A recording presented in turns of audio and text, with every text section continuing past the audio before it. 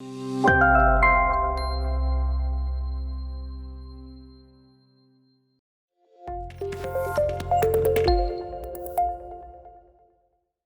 everyone.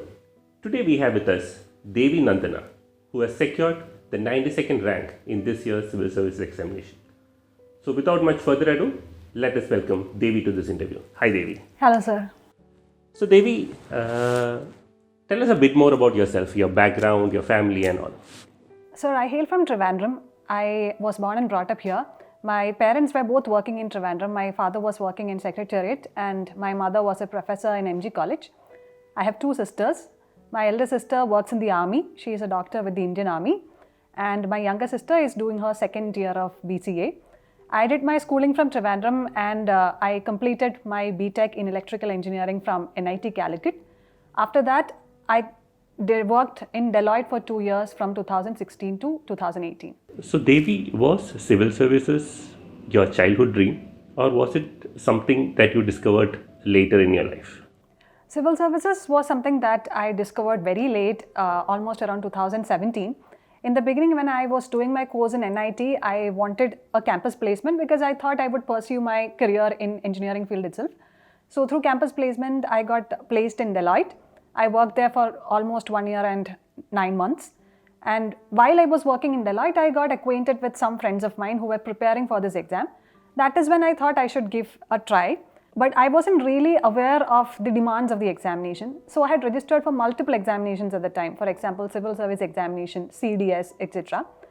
So in my first attempt, I was directionless, to be very honest. So I prepared for 1 month.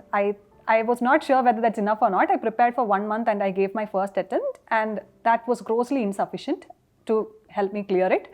So then I decided to dedicate 1 full year to preparation, and that is when I talked to my sister about it. I wanted to be financially independent when I'm doing coaching, and I came across Fortune scholarship test at that point of time. I had given it in May 2018 and I had gotten full scholarship in Fortune. So that helped me a great deal and I joined for the 1-year classroom program at Fortune. Okay, so that's your journey to civil services, yes. Or that's the beginning of the journey. Yes. Good. So, Devi, it's been at least a 2-year journey since you decided to join here, yes. Because 1 year of preparation and 1 year the exam process itself takes. So, what has your daily schedule been like while you were preparing for the exam? Okay.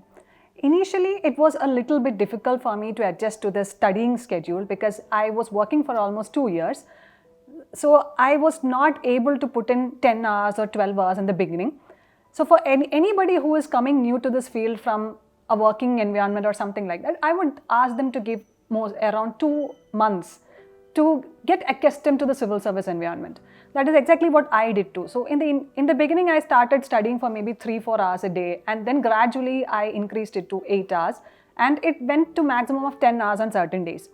So my day starts with newspaper reading, like everybody else. Around 6:30 in the morning, I wake up and then I read my newspaper. Then after that, I used to come to Fortune. I used the Fortune Academy reading room. In the morning, I used to study for some time, and my classes were in the afternoon from 1 to 5 o'clock. And after that, I used to prepare a bit for my optional.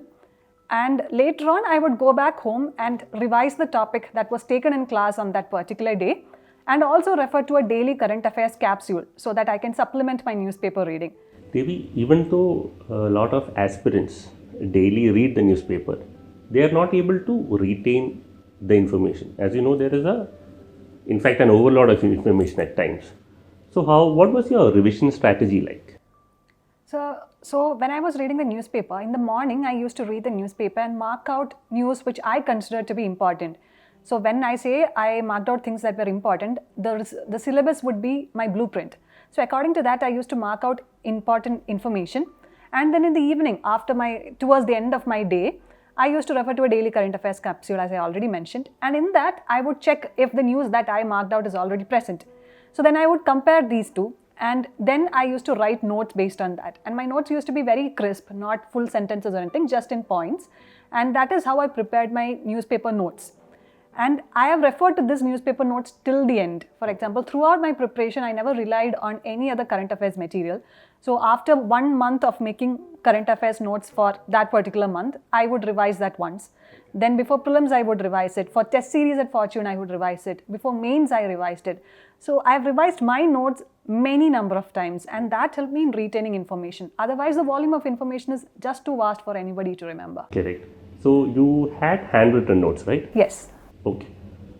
So, as you know, the examination process consists of 3 stages: prelims, mains, and interview. So let's go into the strategy for each.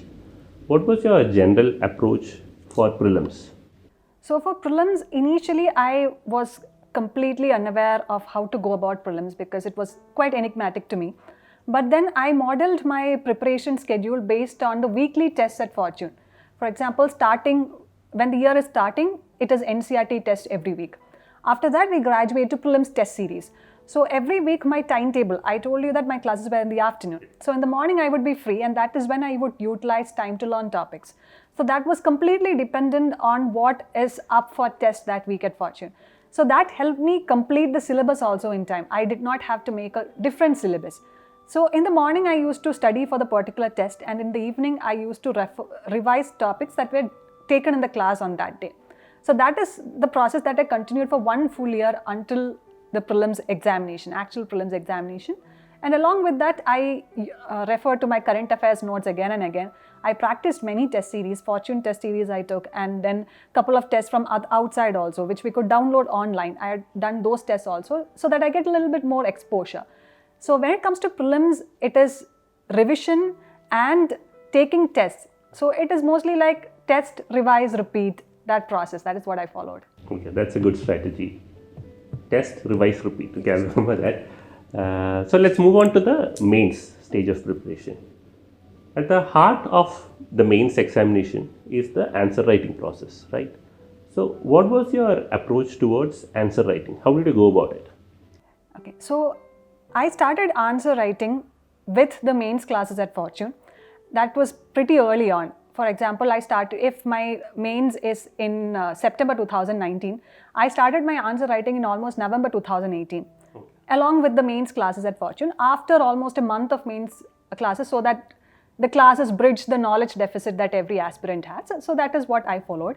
And I used to write answers from previous years, referring to the question bank, according to the topic that was taken in class. For example, if governance is taught in class that day, I would go back and write a question based on that topic. And I made it a point to get it evaluated by some mentor at Fortune, be it Muni sir or Nitin sir, somebody used to mentor my answers. So in the beginning, it was very difficult because to get the hang of an actual UPSC answer is quite difficult. But I saw myself grow step by step, and towards the end, like just before prelims, my answers were quite crisp. I used to get really good reviews for my answer. So my answer writing game was almost, sharpened even before the prelims. So that is something that had stood me in good stead throughout.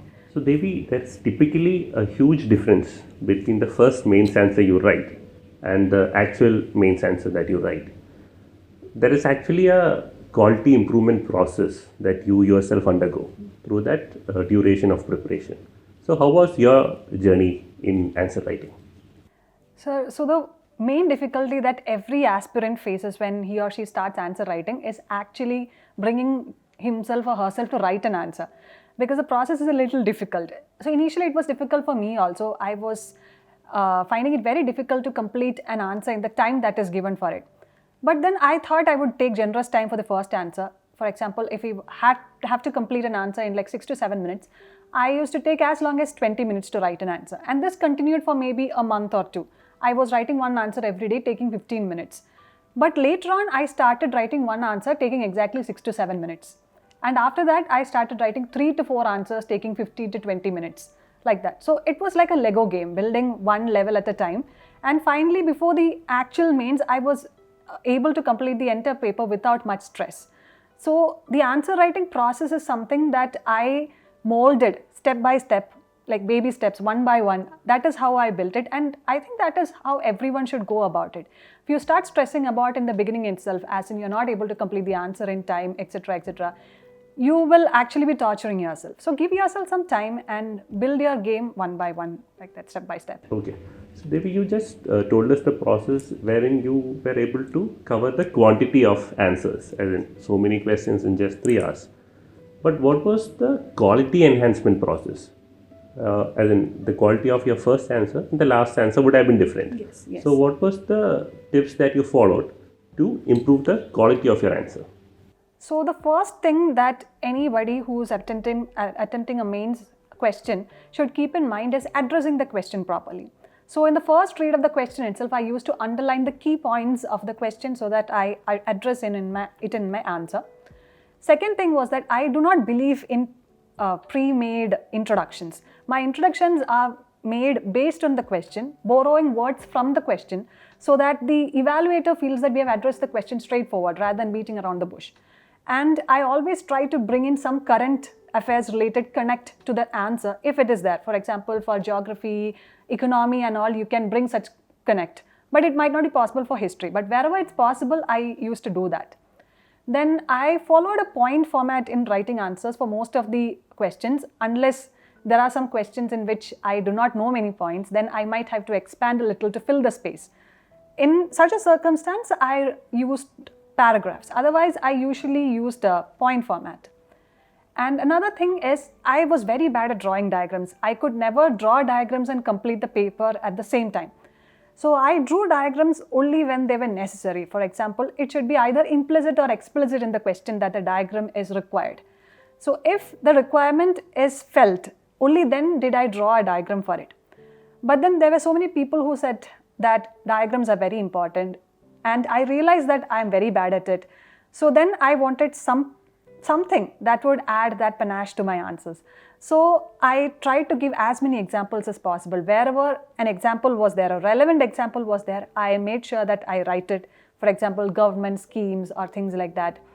I made a list of case studies and success stories so that if a question comes where I can write it, I could do that. For example, for this year's mains examination, there was a question on traditional knowledge. And I had already prepared a case study of the Kani tribe using Arogya Pacha. So I wrote that in a box in the answer so that it invites attention, and the person who is correcting the paper knows that, okay, this candidate knows about such a thing. So that is how I improved the quality of my answers, and the conclusion also was very much relevant to the question rather than being a random conclusion.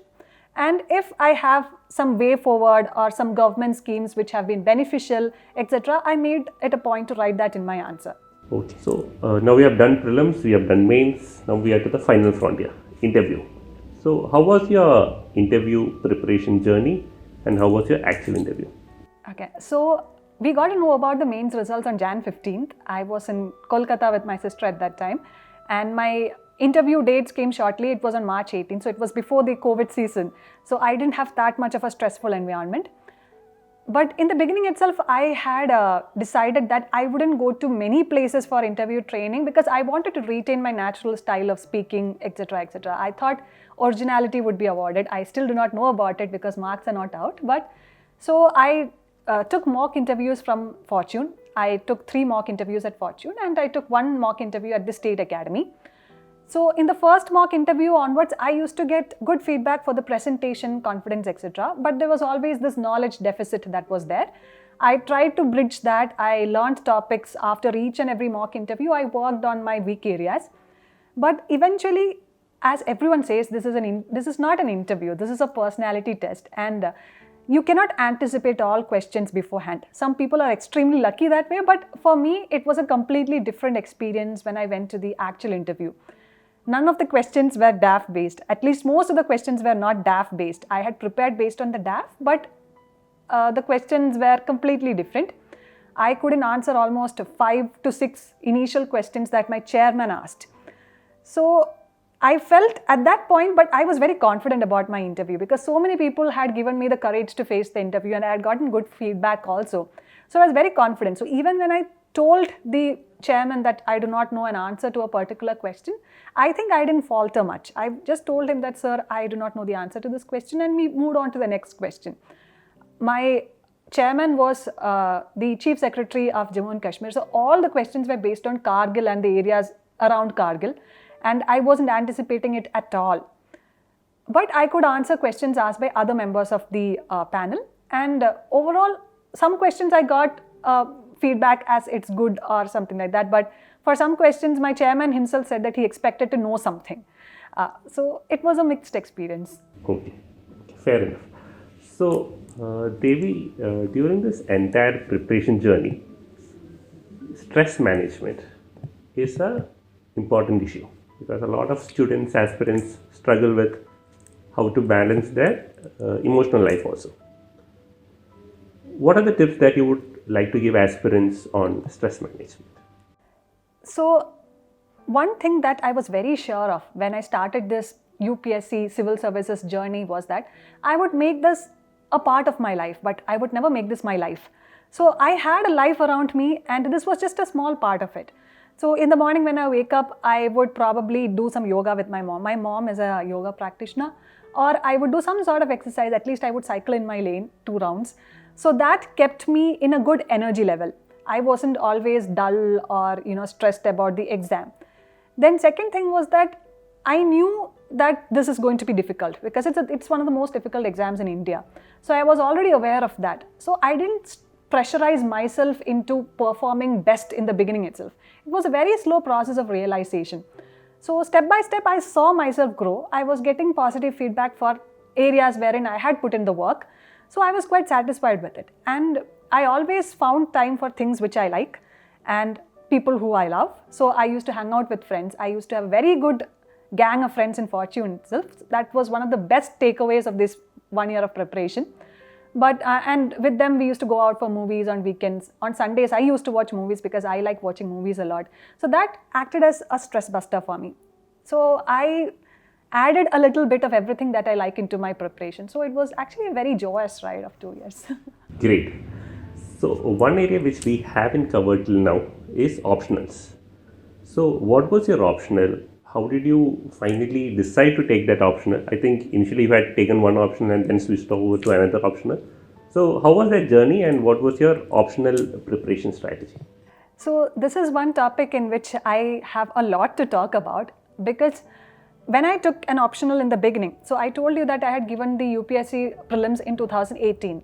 That time I had registered with maths as an optional because I thought I come from an engineering background, so maths would be easier to handle because I would have some sort of advantage in it. So even after I failed in the first 2018 prelims, I thought I would continue with maths because many of the topics which were there in the syllabus are there in engineering maths also.